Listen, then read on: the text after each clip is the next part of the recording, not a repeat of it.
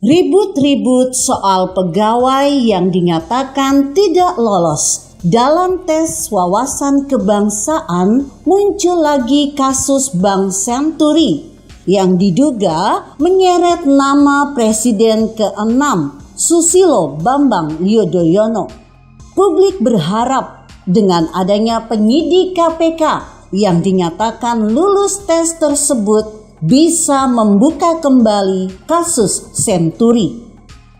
Publik diingatkan kembali atas pernyataan SBY pada tahun 2018 silam melalui akun media sosial pribadinya @SBYudhoyono pada 17 April 2018. Seperti dikutip dari nawacitapost.com, SBY berharap agar aparat penegak hukum, mulai dari Kepolisian Negara Republik Indonesia, Kejaksaan Agung, hingga Komisi Pemberantasan Korupsi, tidak disusupi kepentingan politik. Semoga penegak hukum, kepolisian, kejaksaan, dan KPK tidak kesusupan agen-agen politik. Semoga intelijen juga tidak menjadi alat politik, katanya. Pernyataan SBY tersebut diduga berkaitan dengan ramainya dalam putusan pra-peradilan dalam kasus korupsi pemberian fasilitas pinjaman jangka pendek dan penetapan Bank Senturi sebagai bank gagal berdampak sistemik. Pengamat politik dari Universitas Padjadjaran, Idil Akbar, mengatakan SBY sedang mengambil langkah untuk mengantisipasi dampak yang berpotensi lahir dari kasus Senturi. Menurutnya, SBY khawatir kemunculan kembali kasus Senturi. Terlebih akan berdampak menghambat upaya menggenjot pamor Partai Demokrat jelang pemilu 2019 lalu. Dia berharap SBY berbicara lebih terbuka dan jujur seputar kasus Senturi. Pasalnya, bahasa dipakai SBY dalam cuitannya terlalu politis dan justru melahirkan wacana baru, terutama terkait potensi kinerja aparat penegak hukum yang dianggap disusupi kepentingan politik jelang pemilu 2019. Diketahui, Pengadilan Negeri Jakarta Selatan memerintahkan KPK agar menetapkan status tersangka untuk Budiono yang kala itu menjabat sebagai Gubernur Bank Indonesia, mantan Deputi Gubernur BI Mulyaman D. Haddad, dan mantan Sekretaris Komite Stabilitas Sistem Keuangan Raden Pardede. Seperti diposting BBC.com, putusan tidak hanya berlaku untuk ketiga orang itu saja, namun juga beberapa nama pejabat bank sentral lainnya yang diduga terlibat dalam kasus korupsi dalam pemberian fasilitas pendanaan jangka pendek dan pemberian bailout untuk Bank Senturi yang sudah menyeret Budi Mulya sebagai terpidana. Perintah pengadilan itu disampaikan dalam putusan pra-peradilan yang diajukan masyarakat anti korupsi kepada KPK. Memerintahkan termohon untuk melakukan proses hukum selanjutnya sesuai dengan ketentuan hukum dan perundang-undangan yang berlaku atas dugaan tindak pidana korupsi Bank Senturi dalam bentuk melakukan penyidikan dan menetapkan tersangka terhadap Budiono, Mulyawan D. Haddad, Raden Pardede, dan kawan-kawan sebagaimana tertuang dalam surat dakwaan atas nama terdakwa Budi Mulya, ujar Hakim Tunggal Effendi Muhtar saat membacakan putusannya di Pengadilan Negeri Jakarta Selatan.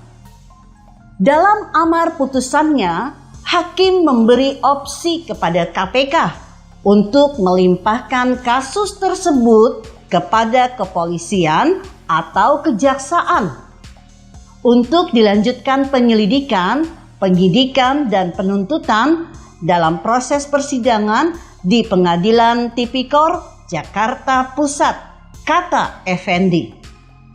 Koordinator Maki, Boyamin Saiman, mengatakan dengan adanya putusan pra-peradilan ini, mau tidak mau KPK harus mematuhi putusan hakim. KPK itu kan penegak hukum dan dia harus patuh hukum. Dia selama ini membawa tersangka ke pengadilan dan minta divonis bersalah. Itu kan sebagai bentuk penghormatan dan patuh terhadap hukum.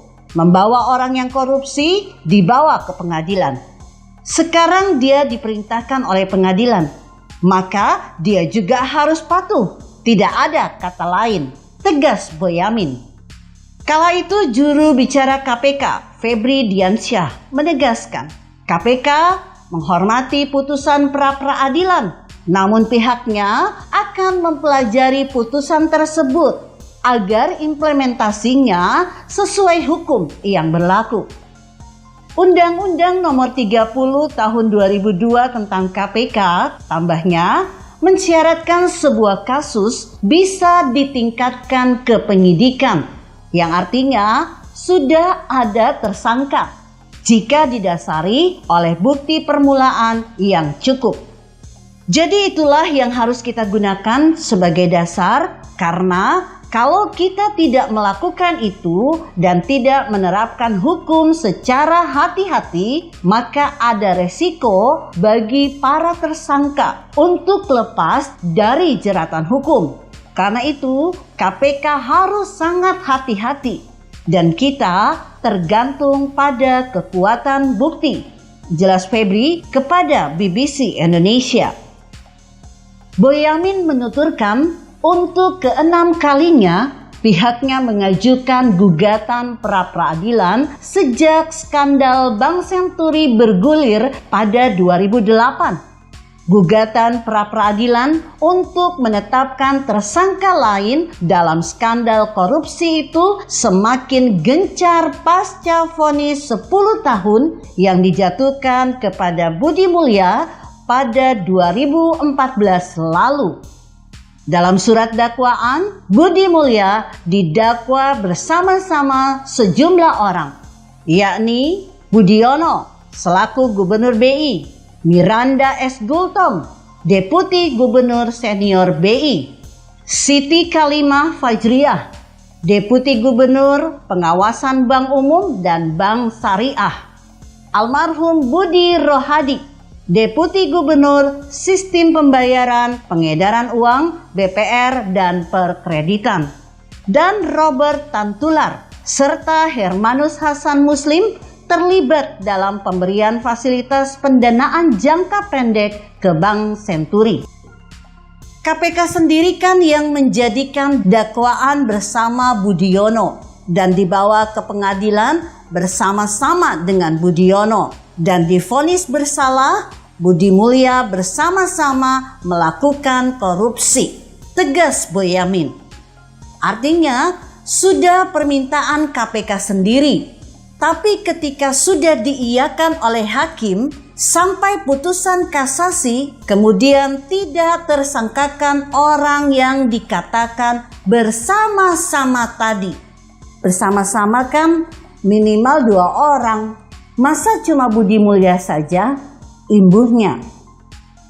Pengamat hukum pidana dari UII Yogyakarta Mujakir memandang putusan pra-peradilan ini layaknya melecut lembaga anti rasuah untuk meneruskan proses hukum kasus korupsi yang telah berlangsung lama. Menurut saya, ada semacam pengisian kekosongan hukum agar proses penegakan hukum itu benar-benar equal. Semua orang diperlakukan yang sama di depan hukum, dan ini sekaligus sebagai kritik terhadap penegak hukum, terutama KPK, kata dia. Yang menarik dari putusan ini, tambah Muzakir, untuk pertama kalinya pra-peradilan menguji keabsahan seseorang yang tidak dijadikan tersangka. Sedang pada sidang-sidang peradilan sebelumnya terbatas menguji keabsahan penetapan tersangka. Ini preseden yang menarik, tetapi yang prinsip dalam hukumnya tetap saja yang memproses harus KPK. Pemohon bisa memonitor sampai seberapa KPK ini menindaklanjuti putusan pra-peradilan ini, tuturnya. Lalu, apakah putusan pra-peradilan ini bertentangan dengan aturan? Tidak, menurut Muzakir. Menurut saya, on the track. Dengan catatan yang terkait itu ditafsirkan secara contrario. Jadi, kalau lembaga penyidik itu diam, tidak menetapkan tersangka terhadap seseorang, meskipun dia sudah disebut seharusnya menjadi tersangka, ujar dia.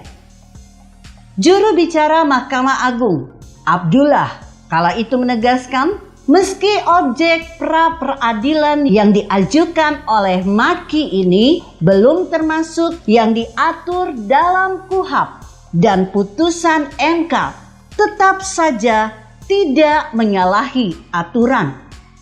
Putusan pra-peradilan termasuk baru, sehingga semua pihak mengkaji secara akademis yang mendalam dan mendasar. Apakah ini merupakan judicial activism untuk menemukan hukum atau tidak? Maka diperlukan analisis secara hati-hati dan cermat, ujarnya. Sebelumnya, Majelis Hakim Pengadilan Tindak Pidana Korupsi Jakarta menghukum Budi Mulya 10 tahun penjara dan denda 500 juta rupiah subsidiar 5 bulan kurungan. Sedangkan di tingkat kasasi, hukuman Budi Mulya diperberat menjadi 15 tahun penjara oleh Mahkamah Agung. Budi Mulya dianggap merugikan keuangan negara sebesar 689 miliar rupiah lebih dalam pemberian fasilitas pendanaan jangka pendek dan sebesar 6,762 triliun rupiah lewat proses penetapan Bank Senturi sebagai bank gagal berdampak sistemik. Dalam pemberian FPJP, Jaksa KPK menuding Budi Mulya melakukan itu bersama Budiono selaku Gubernur BI, Miranda S. Gultom selaku Deputi Senior BI, Siti Fajriah selaku Deputi Gubernur Bidang 6, Budi Rohadi selaku Deputi Gubernur Bidang 7, Robert Tantular dan Hermanus H. Muslim. Dalam kasus penetapan Bank Senturi sebagai bank gagal berdampak sistematik, Budi juga didakwa bersama-sama dengan Budiono, Miranda, Siti, Budi Rohadi, Mulyaman Dehadat selaku Deputi Gubernur Bidang 5, Hartadi Aswarno selaku Deputi Gubernur Bidang 3, Adayadi M selaku Deputi Gubernur Bidang 8 dan Raden Pardede selaku Sekretaris KSSK. Kini, walau sudah diperintahkan pengadilan agar orang-orang itu dijadikan tersangka, bola tetap saja berada di tangan KPK. Atau bisa saja KPK melimpahkan kasus tersebut kepada kepolisian dan kejaksaan, seperti opsi yang disampaikan hakim. Kita tunggu saja bagaimana hasil kerja penyidik KPK yang dinyatakan lolos tes tersebut. Jika Anda berpendapat lain, berikan komentar Anda di kolom komentar. Saya Emma, Karisma 90.